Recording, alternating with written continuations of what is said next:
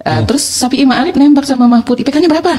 Mahfud jawab, saya 3,8. Nah, Jokowi menjawab bahwa IPK-nya nggak nyampe 2. Nah, itu kayaknya yang jadi pertama orang menjadi penasaran bagaimana sih sebenarnya.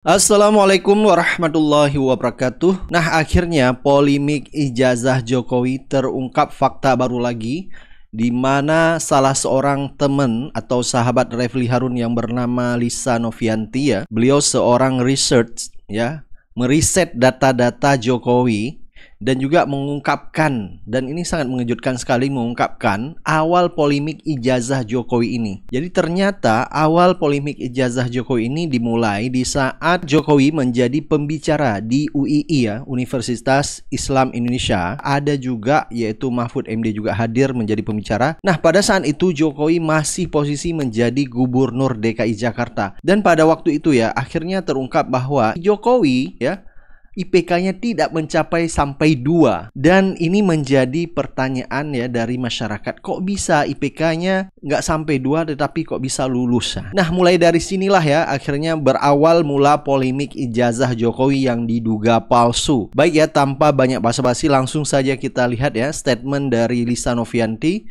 Beliau seorang riset, ya, meriset tentang masalah polemik ijazah Jokowi ini. Ternyata polemik ini kalau kita telusurin dari file-file yang ada, ya, itu pertama kali muncul dari tahun 2013. Tepatnya dari pengakuan Jokowi sendiri sebenarnya memicu polemik awalnya, ya, itu di, ya, tanggal 29 Juni 2013, ya, saat dia menjadi pembicara di UI Yogyakarta bersama, ya, Mahfud MD dan Safi'i Ma'arif. Itu awal pertama kali polemik muncul karena saat itu Safi'i Ma'arif menyatakan bahwa seorang capres, saat itu kan Jokowi sudah tenar, ya, sebagai calon presiden tahun 2014. Yang jelas dia sudah jadi gubernur, ya? Ya, sudah gubernur DKI, ya, dan diduga atau sudah menyampaikan dirinya akan menjadi capres berikut di pemilu, ya, 2014. Sudah digadang-gadang, ya, digadang-gadang. Sudah digadang-gadang mungkin, karena kalau tidak salah dia dicapreskan Megawati itu menjelang Pilpres 2014. Jadi ya, sudah dekat, ya. Sudah dekat, ya. Ini masih 2013, masih, ya, pertengahan lagi, di bulan Juni, ya, 2013. Safi'i Ma'arif mengharapkan bahwa capres itu yang menjadi idaman itu tentunya yang pinter gitu, yang IPK-nya ya nggak mesti 4 lah, tapi minimal 3. Terus dia nembak. IPK saya 4, tapi S3. S1 jangan tanya, ya. S1 lebih berat gitu. S1 kan aktivis juga, kan, jadi berat untuk dapat IPK tinggi. Terus Safi'i Ma'arif nembak sama Mahfud, IPK-nya berapa? Mahfud jawab, saya 3,8. Nah, Jokowi menjawab bahwa IPK-nya nggak nyampe 2. Nah, itu kayaknya yang jadi pertama orang menjadi penasaran bagaimana sih sebenarnya beliau ini, gitu. Itu yang menjadi slide awal. Keberapa, Liz? Slide ke-5. Slide ke-5. Jadi slide gini, ya, nggak apa-apa. Kalau mau ditampilkan silakan, kalau nggak apa-apa, ya, nanti ini kan. Ya. Jadi ya saya pun juga baca, ya, soal ini terutama di koran Tempo, ya, kalau nggak salah, di tempo.co, ya, dan ya itu memancing spekulasi. Saya nggak tahu kalau di Lisa dulu. Kalau misalnya IP-nya di bawah 2, kan DO kita. DO. Ya kan? Kalau saya di alma mater saya lebih kejam lagi, kan? Berapa? Oh, kalau di bawah 2 sih masih bisa nggak naik tingkat istilahnya. Tapi kalau di bawah 1,5 itu DO langsung. Loh, bukan. Maksud saya, kan kita waktu itu nggak main naik tingkatan, ya? Atau di IPB beda ya. Kalau di IPB itu kita naik kelas. Jadi kalau di bawah 2 kita nggak naik kelas gitu kan. Terus di bawah 1,5 langsung ditendang jauh-jauh gitu. Kalau di UGM waktu itu kita sudah sistem kebut semalam, sistem SKS kan? Sistem apa? Sistem SKS. Ya, SKS apa? Sistem sistem apa ya? Semester pokoknya semester. Ya, sistem kebut semalam. Tapi jangan jauh dari ini, ya. Jadi begitu, ya. Ya, jadi sudah cukup lama sebenarnya polemik ini, dari 2013. Sampai saat ini masih putar-putar saja. Ya. Jadi dari 2013 Mahfud menyebutkan bahwa IP saya 3,8. 3,8 Mahfud. Dan Jokowi IPK saya kurang dari 2. Kurang dari 2. Ya, ada nih ininya, ya. Jadi berita 29 Juni 2013 ini. Iya, Tempo. Tempo, ya. Tempo, dari Tempo. Apalagi, Liz, yang mau disampaikan? Nah, di slide 2 ada saya tampilkan. Ya. Nah, polemik ini tidak selesai-selesai walaupun sudah ada putusan pengadilan, sudah ada sanggahan dari sejumlah pihak, bahkan terbaru massa dan dari tim pembela ulama dan aktivis menggeruduk rumah Jokowi. Ya. Sampai sayangnya saat itu dia tidak mau menunjukkan ijazahnya. dan bilang bahwa hanya akan memperlihatkan jika diminta secara hukum. Oke, ya. Ini kita ketahui juga ya. Tapi barangkali untuk komplement yang saya tahu, memang kayaknya ada juga di file Lisa ya. Memang sebenarnya kalau pengacara atau kuasa hukum Jokowi mengatakan sudah 3 kali kalah katanya. Mereka kok masih juga mempermasalahkan. Padahal menurut catatan saya dan juga saya konfirmasi dari kuasa hukum TPUA, kan TPUA ya yang menggugat. Ada Hosinuddin, ada Egy Sujana, tapi Hosinuddin yang saya konfirmasi nggak bisa dibilang kalah. Karena kalau Lisa kan bukan orang hukum, saya yang orang hukum. Nggak bisa dibilang kalah karena sebenarnya gugatan itu dicabut. Jadi pertama kali Bambang Tri itu melayangkan gugatan tahun berapa itu? 2023 kalau nggak salah ya? 2009. Sebentar. Gugatan Pengadilan Negeri 2023 ya, 2022 ya. 2022. Nah, 2022 ke Pengadilan Negeri Jakarta Pusat. Nah, waktu itu Bambang Tri diwakili oleh TPUA, Egy Sujana CS, termasuk Hosinuddin. Di tengah-tengah, tiba-tiba Bambang Tri dan Gus Nur yang melakukan mubahala ditangkap. Ya kan? Ketika ditangkap, terpaksa gugatannya dicabut. Nah, sebenarnya tidak kalah, ya kan?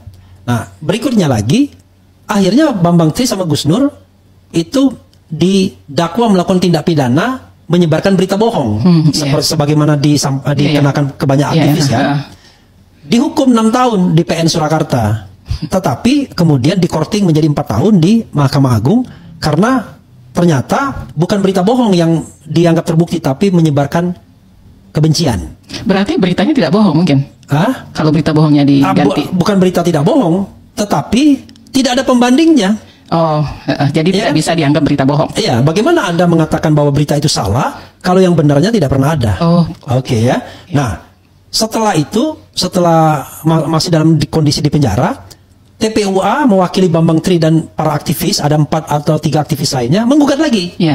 Nah, ternyata setelah menggugat lagi, akhirnya Pengadilan Negeri Jakarta Pusat menyatakan tidak dapat diterima alias NO. Nah, itu juga tidak ada pembuktian, jadi nggak bisa juga dibilang kalah. Nah, sekarang kita mengetahui bahwa ada dari pihak Tipu UGM. Nah, Tipu UGM tadi baru sidang pertama. Kita tidak tahu apakah ada pembuktian atau tidak nanti, apa ada mediasi atau tidak. Saya berusaha menelpon Dr. Taufik, tadi sudah tersambung, tapi ternyata tidak. Oke, Lis, apalagi Lis yang mau disampaikan? Jadi sekarang sebenarnya tim Tipu UGM ini melakukan gugatan yang sama, seperti itu? Jadi tim Tipu UGM ini kurang lebih menggugat hal yang sama, sebagaimana Bambang Tri awal. Jadi Bambang Tri awal itu yang dia gugat tuh SD, SMP, SMA. UGM-nya enggak. Nah, tetapi yang kedua, yang NO tadi menggugat UGM-nya. Nah, jadi kalau si Tipu UGM menggugat S1 dan SMA-nya, 2 saja. Makanya pihak yang tergugat kan jadi 4. Satu Jokowi, yang kedua siapa? KPU Kota Surakarta. Yang ketiga SMA 6 dan UGM. Nah, itu 4 pihak yang digugat. Nah, saya tadi tersambung dengan Pak Taufik sebelum sidang. Yang sudah datang, itu adalah pihak UGM tadi. Pihak SMA 6 dan pihak KPU. Pihak JKW dan pihak UGM belum datang. Belum, tapi nggak tahu nanti terakhirnya ya, kita inikan lagi. Sayang Pak Taufik belum bisa dihubungi. Apalagi Lis, di situ Lis. Langsung aja mungkin. Pokoknya bombardir saya. Atau di sini ada terkabar dari berita CNN Indonesia. Tadi, tapi sudah dibahas juga bahwa Bambang Tri juga menggugat lagi. Bambang Tri, tapi diwakili oleh Egy Sujana dan teman-teman tadi. TPUA sudah. Gugatan yang tidak dapat diterima tadi. Tidak dapat terima. Ya, ini jadi ternyata ada 4 kali gugatan yang sudah dilakukan ya, RA ya? Iya. Sebenarnya kalau gugatan itu baru 3 kali. Yaitu gugatan pertama yang dicabut, gugatan kedua yang dinyatakan NO, gugatan ketiga yang sekarang bergulir. Tapi di tengah-tengah itu kan ada kasus pidananya. Kasus pidana terhadap Bambang Tri yang kemudian dinyatakan menyebarkan berita bohong. Nah, gitu. Jadi ada juga yang kata pengacara atau kuasa hukum dari Jokowi, ada gugatan di Pengadilan Tata Usaha Negara, tapi terus terang saya nggak pernah dengar. Bisa dapat buktinya nggak ya? Iya, sebagai researcher saya cari itu filenya yang gugatan di PT UN, nggak ketemu. Nah, itu tidak ketemu filenya karena saya cari dari pertama sepakat dengan era untuk melakukan riset tentang ini dan filenya nggak dapat dimanapun kalau yang ini ya. Oke, saya nah coba cari. Itu yang memang dari awal memang kita pun nggak ngerti. Jadi cuman ada ini apa omongan atau dari Otto, pengacara Otto aja. Iya, pengacara Otto dan anaknya baru-baru ini Yakub Hasibuan. Nyatakan di PT-UN di. Ya, mereka merefer 3 itu 2 kali gugatan perbuatan melawan hukum di PN Jakarta Pusat dan yang ketiga itu adalah PT-UN. Nah, mereka nggak hitung yang pidananya. Makanya dalam perspektif mereka kalah menang itu begitu. Padahal nggak pernah dibuktikan ya. Oke, apalagi ini Pak Taufik kok nggak bisa dihubungin ini? Mungkin sudah mulai sidangnya bukan? Bukan, sudah selesai. Tadi dia oke katanya. Tapi teruskan nggak apa-apa. Tentang ijazah skenario ijazah Jokowi di Fakultas Kehutanan UGM itu coba saya bagi menjadi 3 skenario. Yaitu skenario pertama itu adalah asli. Jadi Jokowi kuliah hingga lulus. Yang skenario kedua adalah dia tidak punya ijazah, kuliah tapi tidak lulus ya. Skenario ketiga itu ijazahnya palsu, karena sebenarnya tidak pernah berkuliah di Fakultas Kehutanan UGM. Jadi ada 3 skenario sebenarnya. Tapi kalau saya mengatakan bahwa walaupun dia misalnya pernah kuliah, bisa jadi juga dia bikin palsu kan? Jadi kalau yang kita dengar kan lebih pada kemungkinan dia sekolah atau tidak, atau kuliah atau tidak. Kuliah sampai lulus. Atau kemudian kuliah tapi tidak sampai lulus, atau kemudian tidak pernah kuliah sama sekali. Nah, kalau saya lihat misalnya Lis banyak kesaksian yang mengatakan dia itu kuliah. Kuliah? Ya. Oh, jadi banyak yang menyaksikan dia itu kuliah. Tetapi belum ada orang yang melihat ijazah aslinya. itu sih masuk akal ya. Ada masuk akal 2 hal menurut saya. Saya misalnya teman satu angkatan tuh waktu itu 250 orang. Ya malu lah fakultas hukum kan, fakultas hukum kan termasuk banyak biasanya, termasuk undergrade dia kan. Kalau masalah bukan undergrade dong. Enggak, kalau di Indonesia itu fakultas hukum itu undergrade. Tapi kalau Anda ke Amerika itu high grade. Kenapa? Untuk ngambil fakultas hukum Anda harus tamat dulu S1. Jadi dia itu bukan undergraduate tapi postgraduate. Gitu. Dan yang paling lucunya orang ngambil MBA, ngambil fakultas hukum. Bisa. Enggak, maksudnya gini, S1-nya ekonomi, kemudian ngambil MBA, tamat MBA ngambil lagi fakultas hukum, tetap dianggap grading tingginya fakultas hukum. Makanya jangan heran kalau di sana Presiden Amerika rata-rata dari hukum karena dia tamat S1 dari any disiplin kan. Nah, saya juga merasa ada teman yang ini sebenarnya lulus apa enggak. Dulu ada aktivis UGM namanya M. Torik. Sorry Torik ya kalau Mas Torik ya, karena dia senior saya. Kalau dia lihat lama sekali dia kuliah. Sampai sekarang kita nggak tahu dia lulus apa enggak. Bahkan ada teman saya tidak sebutkan namanya, dianggap ahli di bidang tertentu. Kadang-kadang dibilang orang profesor. Tapi lulus S1 aja enggak. Jadi yang begitu-begitu wajar orang nggak ngerti kan. Betul. Nah, Jokowi bisa jadi begitu, apalagi dia bukan bukan tokoh. Ya kan? Beda kan kalau Anies menjadi ketua Senat Mahasiswa UGM. Nggak mungkin orang nggak tahu dia selesai apa enggak. Tapi ini kita nggak ngerti. Nah gitu, itu fakta yang harus kita garis bawahi juga gitu.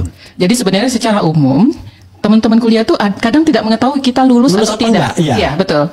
Boro-boro lihat ijazah kita, kan tahu. Satu angkatan berapa Lisa di IPB? Saya kalau satu jurusan 100 orang. Kalau satu angkatan? Satu angkatan 2000 kita. Oke, karena kalau begitu kayak UGM juga ya. UGM sekian 1000, tapi kalau saya waktu itu satu angkatan 250 orang. Makanya saya ngambil UGM kan, karenanya banyak ini.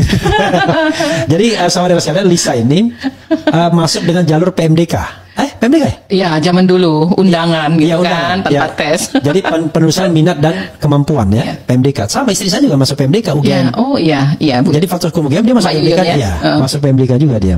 Tetapi dia walaupun PMDK kena matrikulasi dia. Karena UGM dulu memberikan kuota untuk orang anak-anak daerah. Ya, the same thing saya kira IPB juga kan? Iya, matrikulasi itu bertujuan untuk ini menyetarakan kemampuan. Iya, kalau walaupun undangan biasanya kan banyak anak daerah. Iya, karena itu dikasih matrikulasi. Iya. Kalau saya tidak matrikulasi kan? Karena udah oke kalau yang lewat tes. Karena masuk fakultas hukum dan langsung ngomong waktu penataran P4 kan, wah ini kayaknya oke. Jadi udah jadi pembicara kita. Oke. Apalagi Lis? Tadi yang kita kan tadi skenario tadi udah selesai ya. Iya, jadi kita tidak bisa mengatakan mana skenario yang benar, karena kenapa? Ada banyak fakta yang mengatakan dia kuliah. Jadi banyak orang mengatakan, bahkan termasuk orang yang yang menghubungi saya. Enggak, saya pernah lihat tuh kuliah itu. Ini nih temannya teman saya tuh bilang dia kuliah katanya. Yeah. Nah, cuman di antara mereka semua tidak ada yang pernah melihat ijazah aslinya. Karena itu bisa jadi kuliah pernah, tapi ijazahnya gitu kira-kira. Berarti kalau gitu skenario untuk Jokowi itu cuman poin 1 dan poin 2. Ya, tapi poin 3 juga kita nggak bisa kita hilangkan. Tidak bisa dihilangkan, tetap ada peluang juga ada gitu peluang. Ya. Karena ada lagi teori yang bukan teori ya. Ada lagi omongan lah. Kalau pakai teori itu kan sesuatu yang sudah proven. Ada lagi omongan yang mengatakan seperti dilakukan Bambang Tri, ijazah SMA-nya itu palsu juga. Jadi kalau nggak ada ijazah SMA kan nggak mungkin dia kuliah kan, gitu. Iya. Gitu. Saya juga barusan ini searching websitenya SMA 6 Surakarta. Saya lihat berdirinya tahun 1986. Ya. Kalau Jokowi kan lulusnya mesti tahun 1980. Ya. Ya, nggak tahu juga saya seperti apa. Itu yang kemudian dipermasalahkan oleh Dr. Taufik. Ya. Karena sebagai orang Solo, waktu saya ini SMP kelas 2 waktu itu katanya. Nggak ada yang namanya SMA 6. Yang namanya SMA 6. Adanya SMPP, Sekolah Menengah Persiapan Pembangunan. Tapi yang saya dengar juga SMPP itu bermimikri jadi SMA 6. Tapi bermimikrinya ya setelah Jokowi tamat, bukan pas Jokowi ada di sana gitu loh. Nah, pertanyaannya adalah dari mana Jokowi mendapatkan ijazah SMA 6 sementara Dr. Taufik mengatakan ya teman satu angkatannya ada yang dia akan siapkan sebagai bukti ijazahnya SMPP. Iya, ijazahnya SMPP. Umumnya proses mimikri 1-2 tahun lah. Kalau dari tahun 1980 sampai 86 itu berarti 6 tahun kan. Iya, jadi panjang sekali gitu mimikrinya. Tetapi intinya walaupun mimikri tapi kan secara administratif Anda jelas tamatan SMPP, tamatan SMA 6 atau SMA berapa? Jelas. Kan biasanya kan ada batas administratifnya. Ya, betul. Walaupun secara faktual itu bermimikri, tapi kan ada batasan-batasannya. Nah, fortunately seperti misalnya orang menggunakan gelar insinyur atau sarjana pertanian misalnya. Ya, betul. Bisa apa?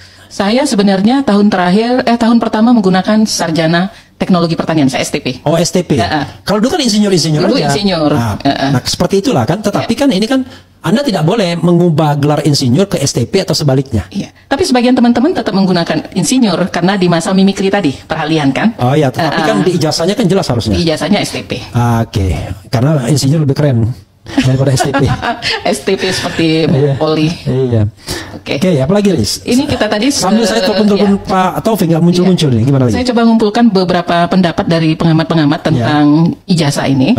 Ada beberapa pengamat misalnya yang cukup terkenal juga yang memberikan pendapat. Oh, ini Pak Taufik sebentar. Oh, silakan. Nah, netizen juga ya menyoroti yaitu Sylvester Matunina yang merupakan penjilat ulung Jokowi ya.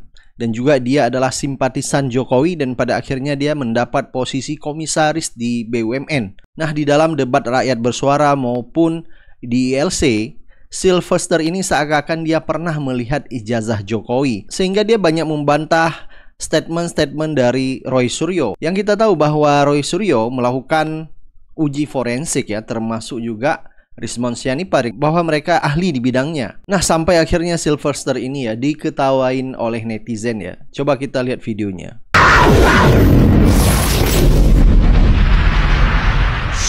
Terungkap, Sylvester Matutina belum pernah lihat ijazah Jokowi. Guys, saya pikir huru-hara soal ijazahnya Pak Jokowi ini sudah tidak sesuai akal sehat lagi ya. Karena yang digugat siapa, yang menjawab siapa.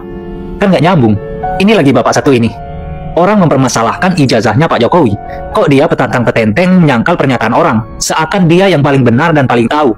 Padahal kan sebenarnya dia ini tidak punya kapasitas untuk mendebat orang seperti Roy Suryo dan yang lain. Roy Suryo itu adalah seorang pakar, jadi dia punya kemampuan untuk meneliti atau membuktikan ijazah Jokowi itu asli atau palsu. Karena itu memang bidangnya guys. Sedangkan Sylvester ini kapasitasnya apa coba?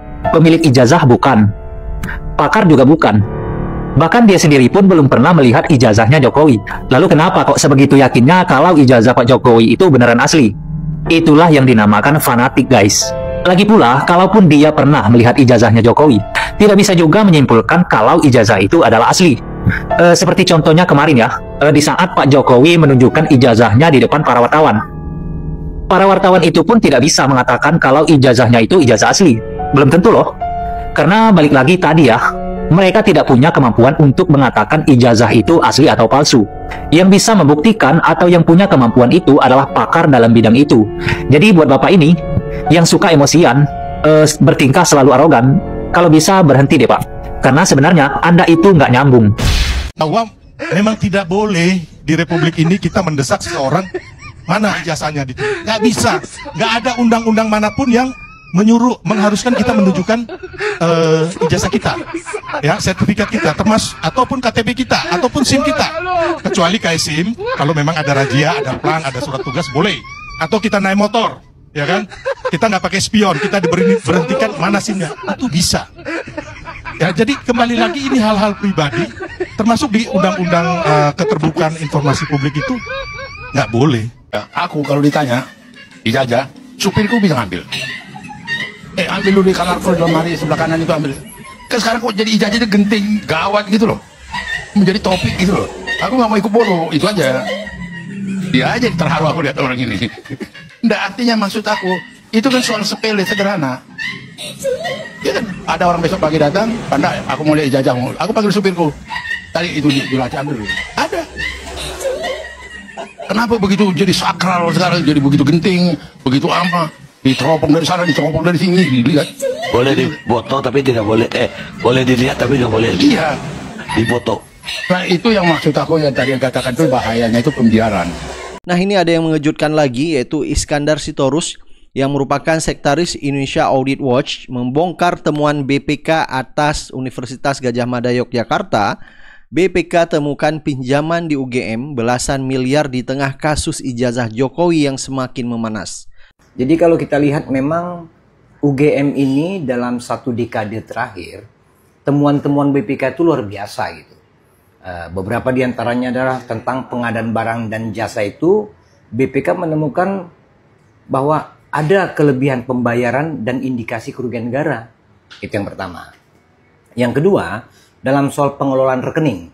Di situ ada temuan di UGM bahwa sebanyak 727 rekening itu dibuka tanpa izin rektorat.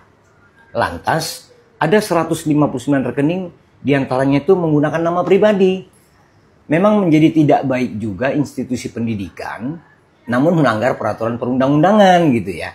Nah, mungkin ini yang membuat para aktivis atau orang yang kritis, alumni-alumni UGM ingin mempertanyakan tentang validitas atau kapsan dari ijazah Joko Widodo gitu.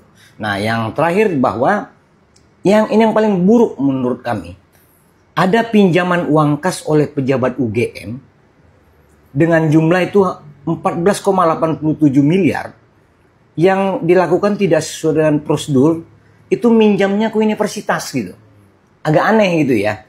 Kalangan atau dunia pendidikan kok diwarnai dengan perilaku-perilaku yang sepertinya kebanyakan sama di tempat-tempat, mohon maaf, sampah di luar sana gitu.